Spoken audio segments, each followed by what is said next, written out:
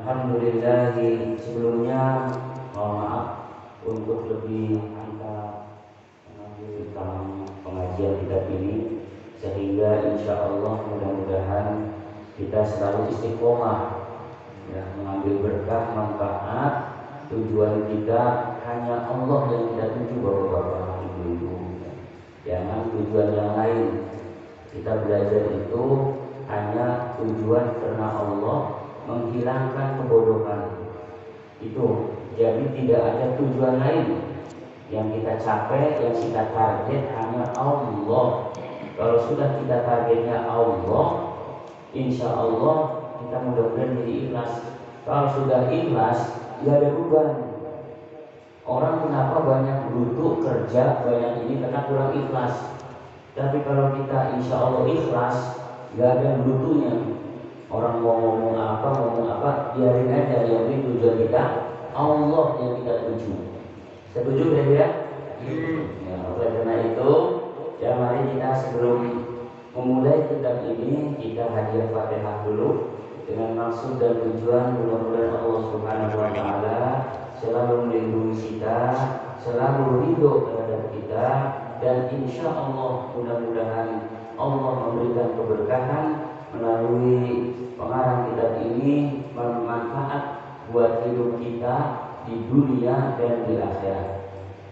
Wa likulli niyatin shalihah ila hadratin Nabi Mustafa Muhammad sallallahu alaihi wasallam wa ala alihi wa sahbihi wa dhurriyyatihi wa ibadihi sumila fadlul mu'allim hadal kitab al-alim al-alama al-muqdis al-syahir al-hafiz Ibnu Hajar al-Asqalani radhiyallahu anhu. Syawli lahum al-Fatihah. A'udzu billahi minasy syaithanir rajim. Bismillahirrahmanirrahim. Alhamdulillahirabbil alamin. Ar-rahmanir rahim. Maliki yaumiddin. Iyyaka na'budu wa iyyaka nasta'in. Ihdinas siratal mustaqim. Siratal ladzina an'amta 'alaihim ghairil maghdubi 'alaihim waladdallin. Bismillahirrahmanirrahim. Sejarah kitab ini dikarang oleh Al-Hafiz Ibnu Hajar Al-Asqalani. Ada dua Ibnu Hajar itu. Ada Ibnu Hajar Al-Haytami, ada Ibnu Hajar Al-Asqalani. Pertanyaannya, kenapa disebut Ibnu Hajar? Al-Hafiz Ibnu Hajar. Ibnu itu artinya anak laki-laki. Apa itu artinya? Anak laki-laki. Hajar itu artinya batu. Maka dalam kaku ada namanya hajar aswad, batu yang hitam. Batu yang hitam. Hajar aswad itu artinya batu hitam. Nah, kalau hitam manis, kalau hitam manis kan bahasa Inggrisnya black sweet. Kalau hitamnya hitam pekat, blacker. Jadi Ibnu Hajar Al-Asqalani, ada Ibnu Hajar Al-Haytami. Nah, sejarah Ibnu Hajar, kenapa sebut Ibnu Hajar itu? Ya walaupun ini ada dua ya, Al-Asqalani sama Al-Haytami. Pada saat itu, ini biar kita memotivasi, ayo kita belajar maksudnya ya. Beliau itu mencari ilmu, konon sampai lebih dari 40 tahun. Lama berapa puluh tahun? Pesantren 40 tahun, lama kan? Selama 40 tahun begitu pulang pesantren nggak bisa apa-apa. Bayangkan, jangankan hafal Quran, membaca saja kagak bisa. Subhanallah kan? Itu kekuasaan Allah Subhanahu wa taala. Tapi begitu beliau kayak ibarat putus asa, pulang. Wah, kalau begini terus saya gak dapat apa-apa nih. Sekolah belajar pesantren kok gak dapat apa-apa. Pulang. Begitu pulang, udah mau dekat rumahnya, ternyata hujan gerimis.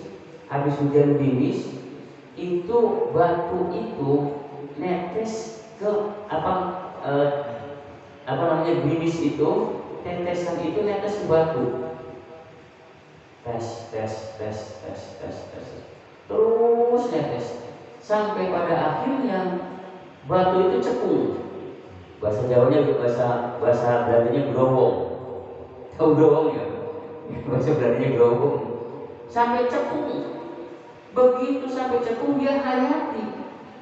Ya Allah, batu yang begitu kasarnya, batu yang begitu tebelnya saja, ketetesan air sedikit dari bekas gerimis itu bisa cekung.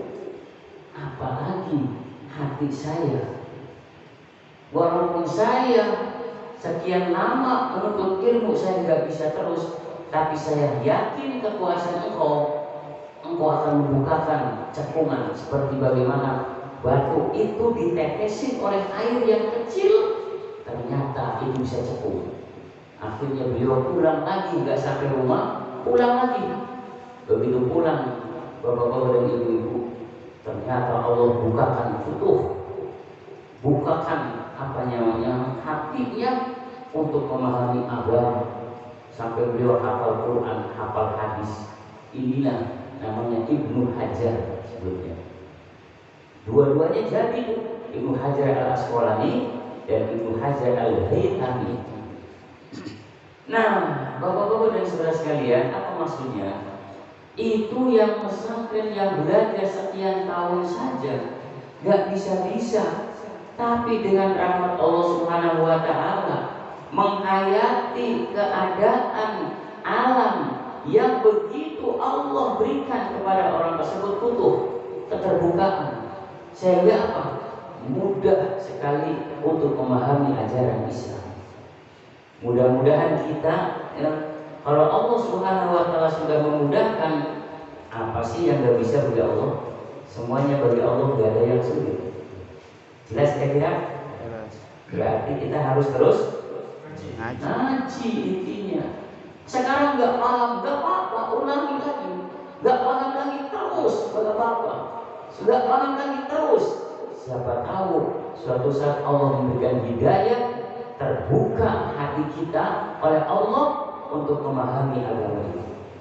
Jujur, saya belajar ilmu nahwu shoroh, terutama ini bukan saya untuk tujuan lainnya, yang kita sama-sama ini untuk memotivasi. Belajar ilmu nahwu yang disebutkan kitab Jurmiyah itu sampai 7 kali. 7 kali. Pertama belajar dengan kiai saya di kampung, terus belajar, hatam belajar lagi. Maaf bahasa kasarnya, sampai tidur aja ngegoknya itu kitab Jurmiyah. Sampai di luar kepala dari mulai A sampai Z hafal gitu. Saking ilmu bukan tujuan apa-apa, kita memotivasi ya. Dalla ala khairin dalla ala khairin kafa'ili, untuk sebagai sharing kebaikan. Mudah-mudahan ini diterima oleh Allah Subhanahu wa Ta'ala. Amin. Saya belum begitu paham. Sampai 7 kali sampai hafal. Sampai begitu saya hafal terus. Kita amriti saya hafal juga. Belum terbuka.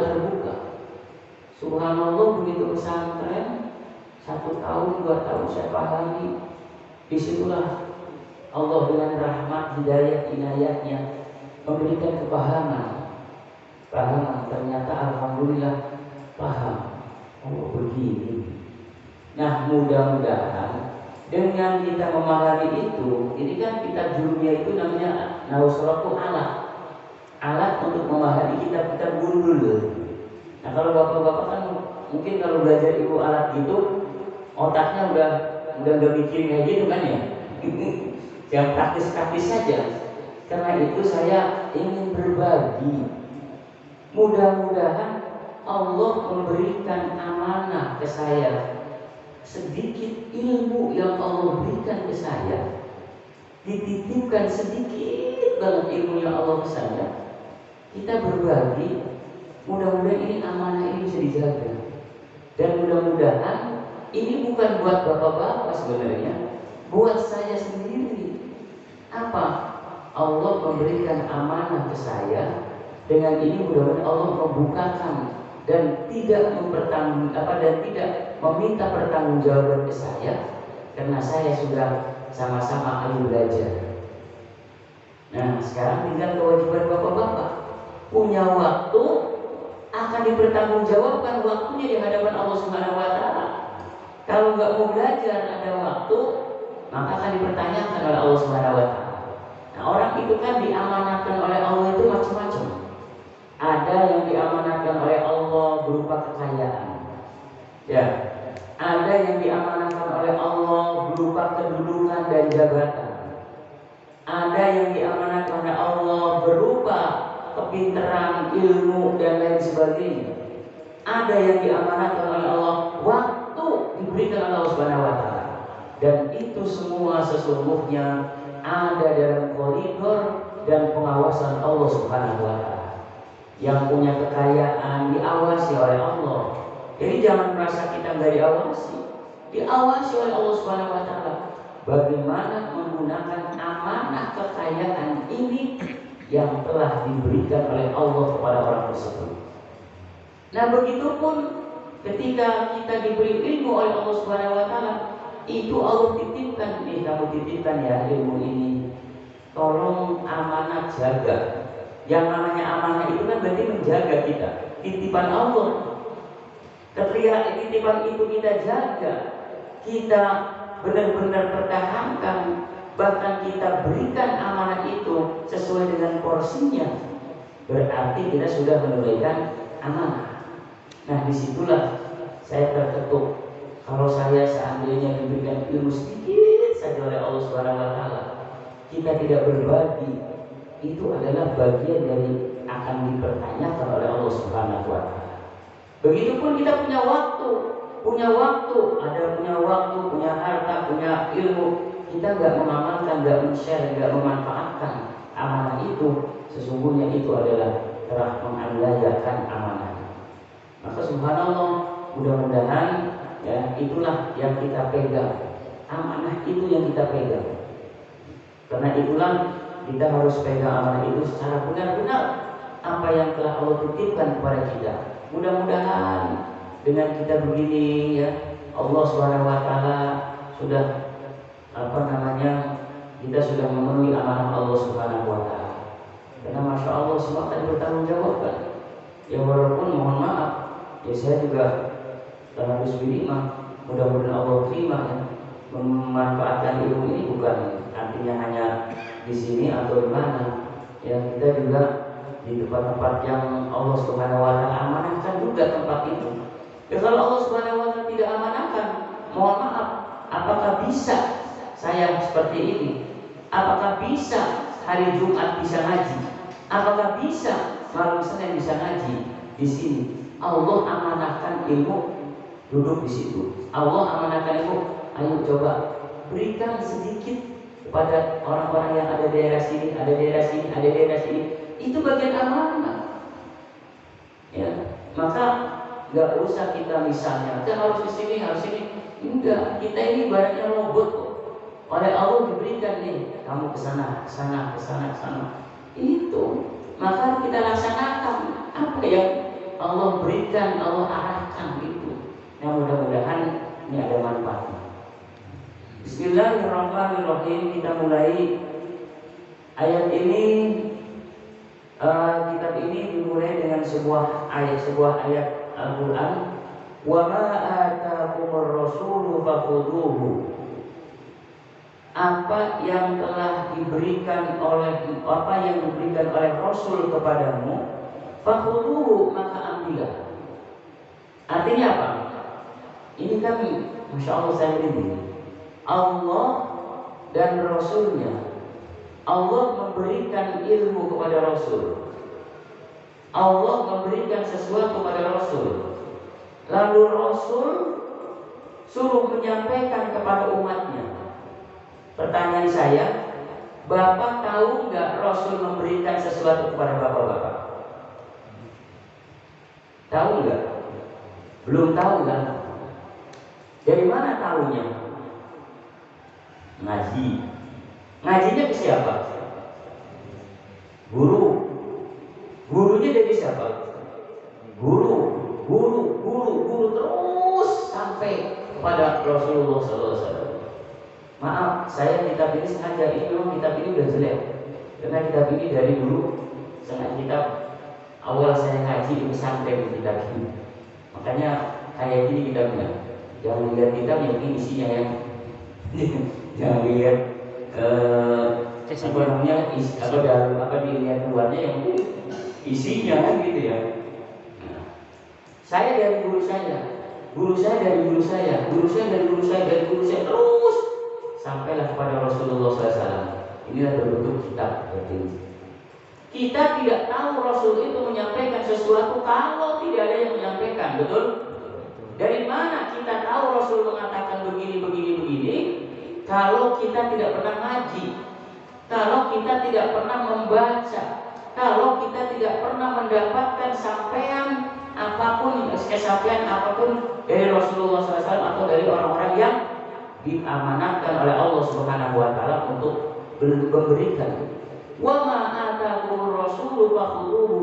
Karena itulah apa-apa yang telah Allah Rasul berikan kepadamu, ambillah. Apa artinya?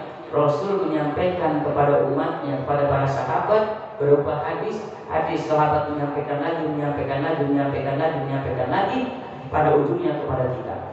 Nah, inilah kitab ini yang akan kita bahas, hadis-hadis Rasulullah SAW. Ketika kita mendapatkan hadis, fakhudhuhu, maka ambillah. Apa yang diperintahkan oleh Rasulullah SAW laksanakan. Wa ma nahakum anhu fantahu. Apa yang dilarang oleh Rasul maka cegahlah, larang, jangan dilaksanakan.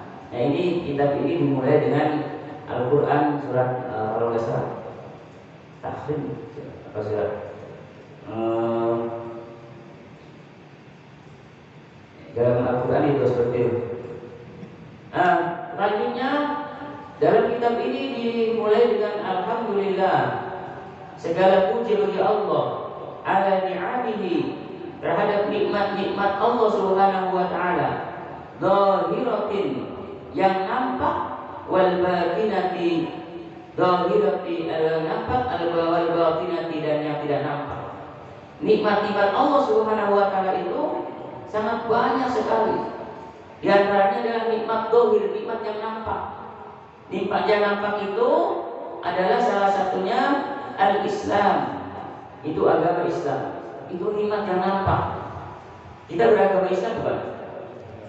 Beragama Islam. Agama kita apa? Islam. Apakah kita yang agama Islam itu sudah beragama? Nah, ini beda nih antara agama dan beragama. Kita kadang-kadang kan menyamakan, oh ini orang ini beragama Islam. Ini apa bedanya antara agama dan beragama? Kalau agama itu berbentuk aturan Allah, ajaran prinsip, di situ agama. Jadi kaitannya agama kamu apa? Islam. Betul? Apakah kita sudah beragama? Artinya apakah kita ini sudah melakukan agama, aturan-aturan Allah Subhanahu wa taala?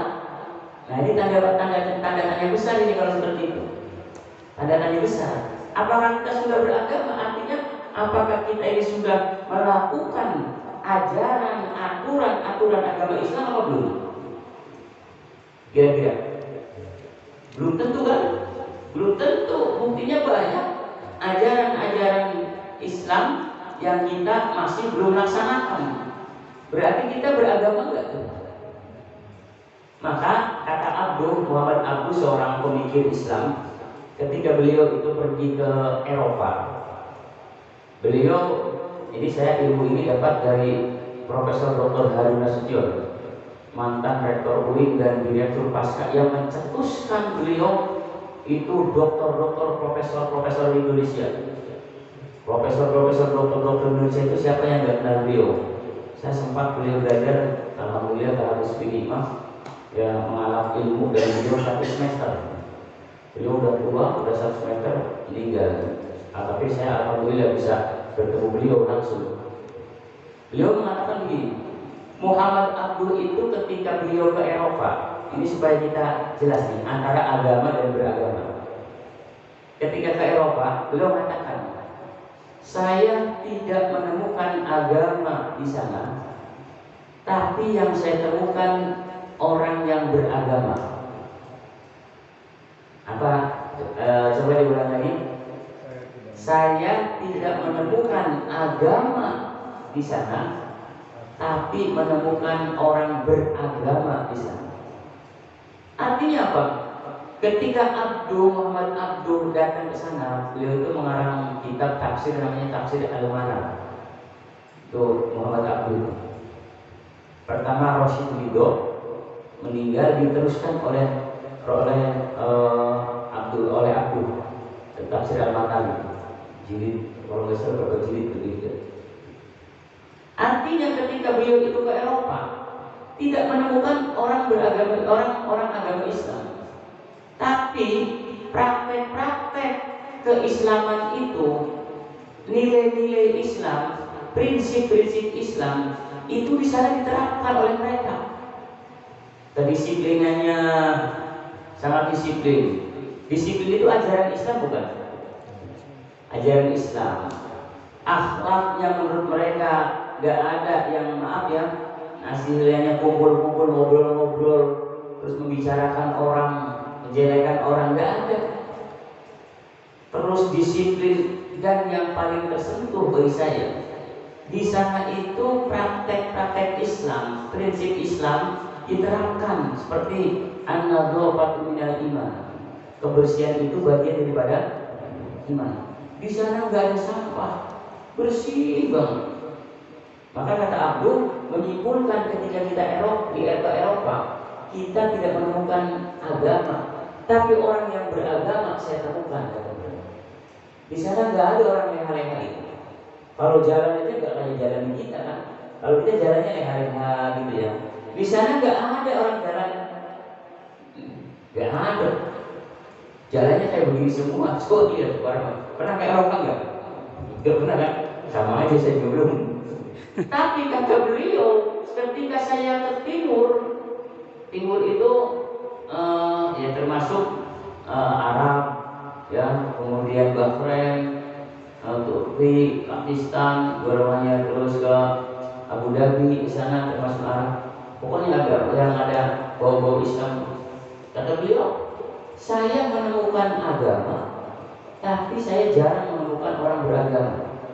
Agama Islam di sana banyak mayoritas, tetapi orang yang mengamalkan prinsip, aturan, kemudian dogma-dogma Islam itu jarang.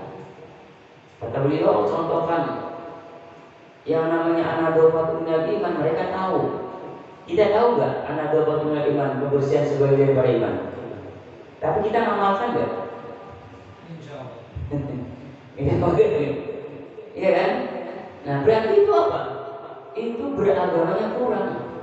Agama Islam oke, yes. Tapi beragama berarti belum mengamalkan ajaran Islam. Disiplin adalah bagian daripada ajaran Islam. Tapi kita kadang-kadang disiplin nggak? Nggak disiplin. Nah, dan lain sebagainya. Nah ini yang kata aku. Nah nikmat-nikmat itu yang Allah berikan itu ada yang sifatnya dhahirah, yang sifatnya nyata, jelas, yaitu seperti Islam. Wa tahsinus surati, dan juga bagian daripada nikmat yang jelas ini adalah kebaikan model kita, bentuk kita. Ini adalah bagian daripada nikmat yang dhahirah, nampak. Maaf, kita diberi nikmat seperti ini, ada telinga, ada mata, ada hidung, ada semuanya. Nampak nggak? Bagus nggak? Bagus nggak? Kata sendiri. Ini bagus ya. Nah itu namanya tahsinus surati, kebaikan, keindahan, model, postur, apalagi kira-kira gaya, bentuk kita inilah bagian daripada nikmat yang dhahirah. Jangan dikira kita ini kayak ini, bukan nikmat itu. Coba bayangkan, maaf, bukan ini. Ada orang yang kurang anggota tubuhnya, kita masih diberi seperti ini, bersyukur, itu nikmat itu. Kan? Maaf, ada orang yang nggak bisa melihat, kita bisa melihat, itu namanya tahsinus surah. Ada orang yang nggak punya tangan, kita punya tangan, tahsinus surah itu, insya Allah itu. Dan yang termasuk daripada nikmat yang dohirah pun adalah wa tasjilur rizqi. Ingat nih, wa tasjilur rizqi. Kemudahan-kemudahan kita mendapatkan rezeki dari Allah Subhanahu wa taala itu bagian daripada nikmat yang berbentuk nyata, nampak. Betapa banyak orang yang tidak diberi nikmat oleh Allah Subhanahu wa taala kekayaan. Makan aja susah. Makan Senin Kemis. Tutup lubang dari lubang. Pertanyaannya, kita masih tutup lubang dari lubang atau tutup lubang satu malah gedein lubang lain? Tasjilur rizqi itu kemudahan kita mendapatkan rezeki, itu bagian daripada nikmat yang nampak. Jangan dikira itu, masya Allah. Makanya gini, nikmat Allah Subhanahu wa taala itu bukan hanya berbentuk harta. Ingat, nikmat Allah itu tidak hanya berbentuk harta, tapi juga kenikmatan-kenikmatan lain, kesehatan, kita diberikan kemudahan usaha, diberikan kemudahan yang lainnya. Itu bagian daripada nikmat. Jangan dikira bapak-bapak bisa datang ke sini bukan nikmat. Betapa banyak orang yang ingin bisa ngaji, ingin bisa mengaji, ingin bisa memberikan ilmu. Kalau kayak gini kita nanti dipertanyakan kan oleh Allah nikmat-nikmat itu. Coba. Wal batinati, yang termasuk nikmat batin, nikmat yang tidak nampak, ma satarahullahu minal uyubi wal dunubi wal aurati. Subhanallah. Nikmat yang tidak nampak itu yang Allah Subhanahu wa taala tutupi. Keaiban-keaiban, dosa-dosa kita, aurat, kejelekan-kejelekan kita Allah tutupi. Itu nikmat yang termasuk nikmat batin, nikmat gak nampak. Jangan dikira, maaf bapak-bapak ya, aibnya tidak dibuka oleh Allah Subhanahu wa taala. Itu bukan sebuah nikmat, itu nikmat. Ini contoh. Maaf, kita ini aja ya. Ini satu ini aja, satu baris saja ini bisa ini panjang. Allah tidak membuka aib kita. Itu nikmat bukan? Nikmat. Bayangkan kalau seandainya Allah Subhanahu wa taala membuka aib kita yang seharusnya kita dipercaya oleh orang, dikasih oleh orang, diamanati oleh orang, dibuka aib kita. Berarti nggak dapat kan? Berarti nikmat dohirnya kagak dapat. Maka bersyukur ketika Allah Subhanahu wa taala menutupi aib-aib kita, dosa-dosa kita, kejelekan-kejelekan kita, aurat kita. Bayangkan kalau Allah Subhanahu wa taala buka sedikit saja aib kita.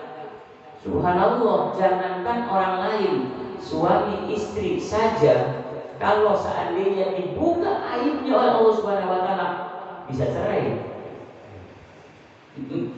Maaf, suami istri begitu Allah buka aibnya, suaminya misalnya maaf sedikit saja, dikit saja, tentang ketidakjujurannya dibuka oleh Allah.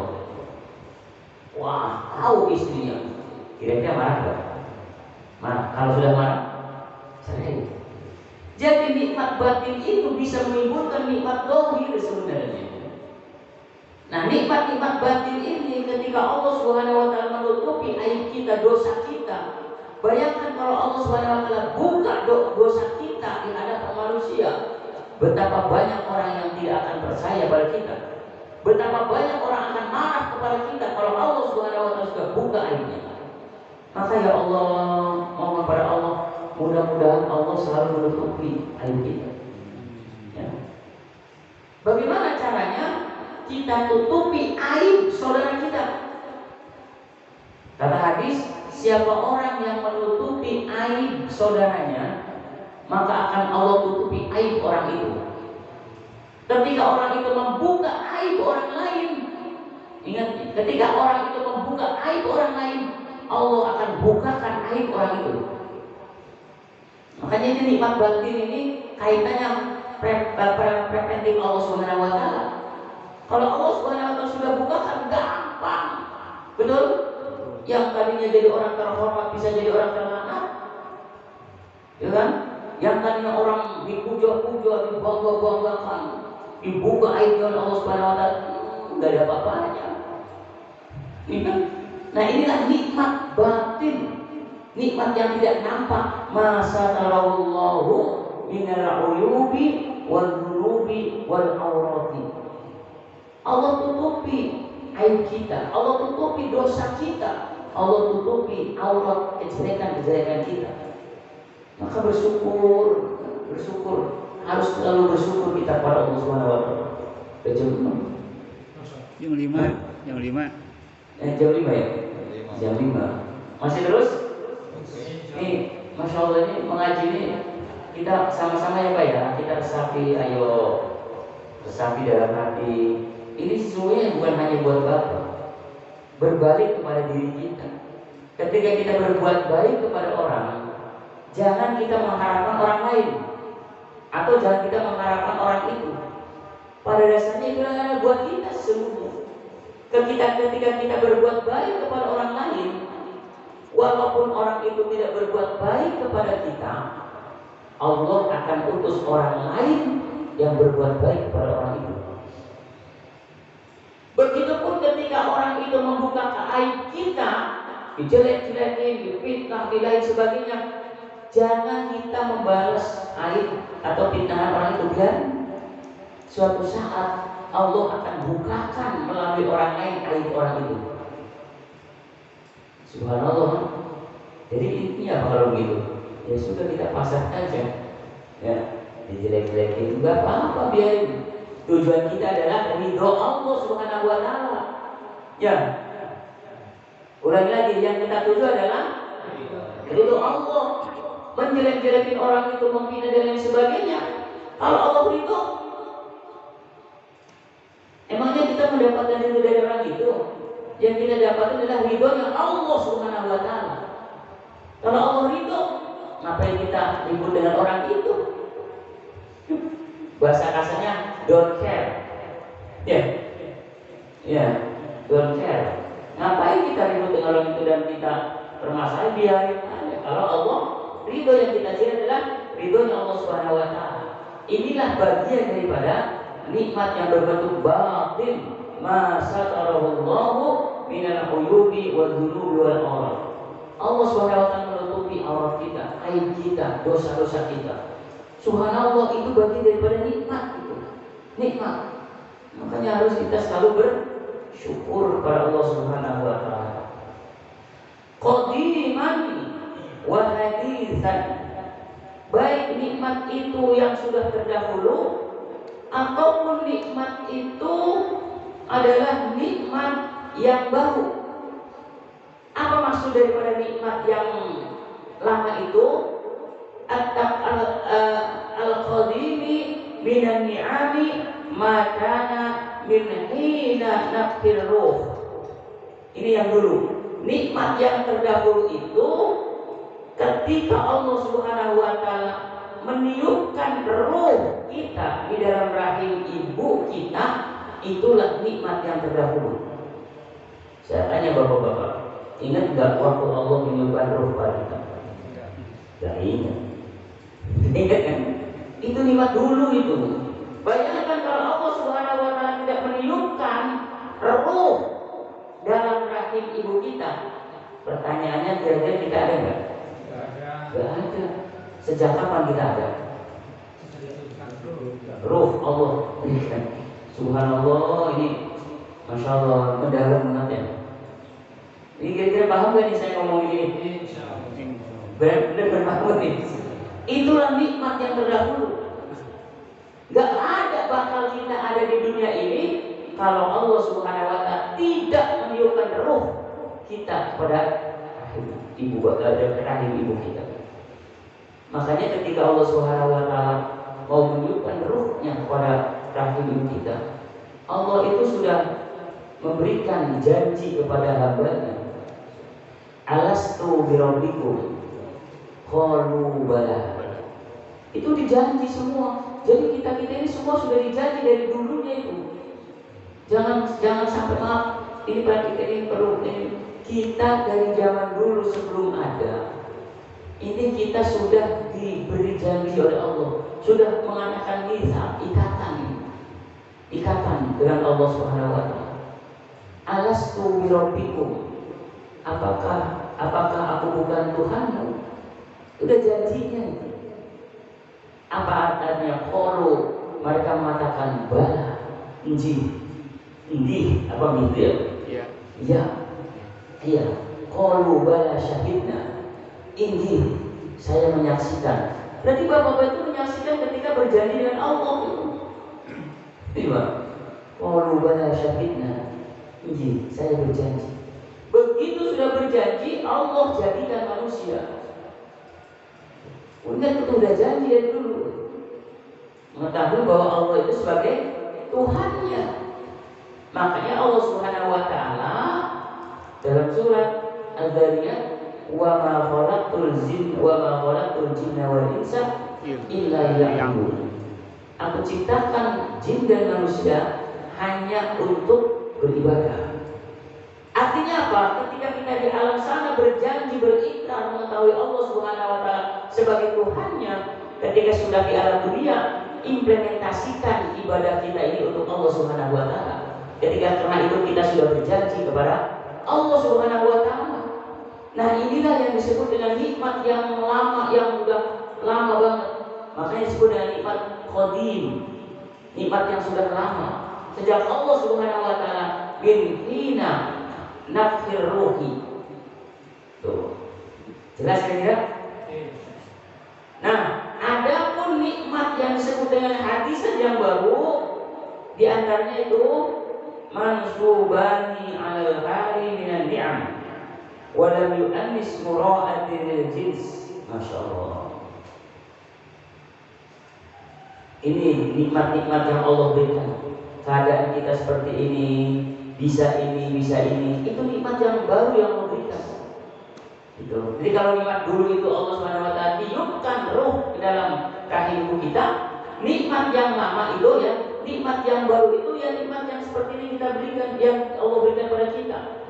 Bisa makan, bisa beli sesuatu, bisa taklim, bisa apa lagi? Semua yang kita rasakan hari inilah itu yang disebut dengan nikmat yang hadis, nikmat yang baru. Karena itulah mudah-mudahan nikmat-nikmat yang Allah berikan pada kita mampu menjaga, menjaga amanah ini ya. Jadi nikmat lahir, nikmat batin, nikmat dohir, nikmat batin, nikmat yang lama ataupun nikmat yang baru, kita mampu memegangnya, mampu menjalankannya, dan mampu mensyukurinya, sehingga insya Allah Allah akan tambah nikmat itu. Subhanallah. Kita tutup ya, ini baru permukaan. Kita tutup ya, mudah-mudahan ada manfaatnya dengan doa kafaratul majlis. Subhanallah wa bihamdika asyhadu an la ilaha illa anta